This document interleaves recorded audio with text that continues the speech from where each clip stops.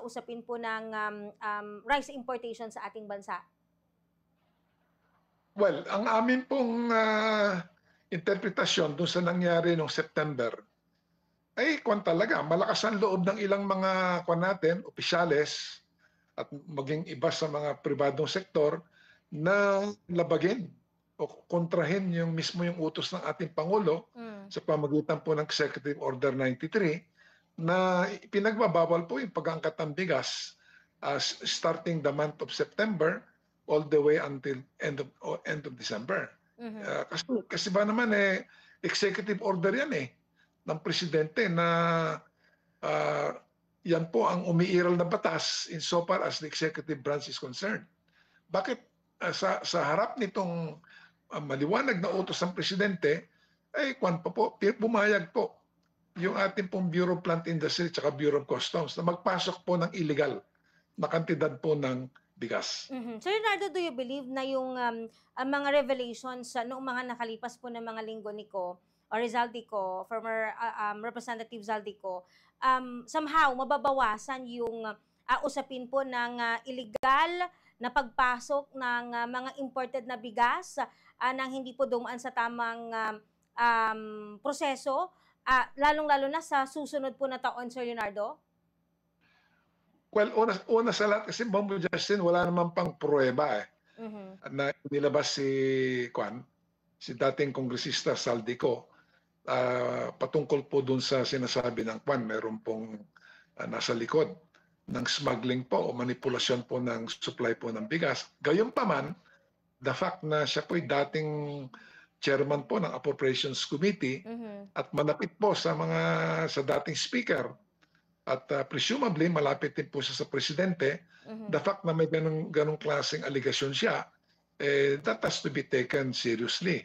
So at the very least, sa palagay namin, dapat maimbestiga po yung kanyang sinasabi. Yes po. So Leonardo, kamusta naman po yung inyo pong monitoring, especially sa supply po ng bigas sa ating bansang Pilipinas? Kasi again, though September po nag-umpisa yung import ban ng imported rice, magtatagal po ito hanggang December 31 at ilang araw na lamang din po, magtatapos na rin po itong 2025.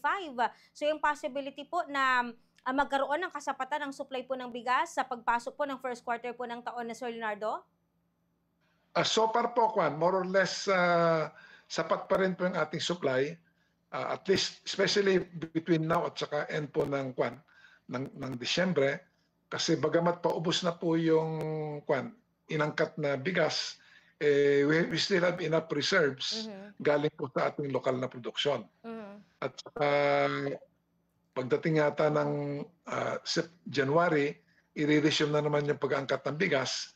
So siguro naman there will be enough supply until the first quarter of 2026. But if you were to ask Leonardo, yung chance na ipagpatuloy yung import ban, makakatulong ba sa pagpapanatili po ng kasapatan ng supply ng bigas sa ating bansa? Yung katadagan po ng presyo po nito dito po sa market natin, Sir Leonardo? Mas sa akin, Bombo Justin, mas mabisa kung ang magiging galaw ng ating pamalaan ay ibalik yung taripa doon sa dating 35% o kung pwede pa mas mataas para mas magbibigay po ito ng proteksyon sa ating mga magsasaka at hindi gaanong babagsak na naman yung presyo po ng palay. Yung import ban, as long as the tariff rate is adequately high, magdadalawang isip naman ng mga importer natin bago sila magpasok ng sobra-sobrang supply po ng bigas. So, sa palagay, opo.